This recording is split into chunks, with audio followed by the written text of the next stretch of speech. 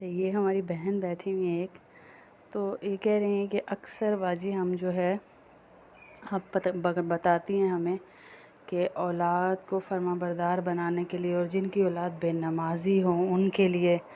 और जिनकी औलाद जो है वो नमाज़ नहीं पढ़ती, बहुत ज़्यादा बदतमीज़ है, शोहर नहीं बात मानते, घर में एक लड़ाई झगड़े का माहौल है, तो मैं अक्सर बताती हूँ कि खाना बनाने का एक तरीका है। उस तरीके के मुताबिक अगर औरत खाना बनाएगी तो अपनी औलाद को नमाज की दावत देने की उसे ज़रूरत नहीं पड़ेगी, अपने शौहर को गाली से रोकने की उसे ज़रूरत नहीं पड़ेगी, अपने शौहर को बदकलामी बद अखलाक़ी से रोकने की उसे ज़रूरत नहीं पड़ेगी। वो तरीका क्या है कि जैसे अब ये खाना बन रहा है समझे, तो आपने चमचा जो है वो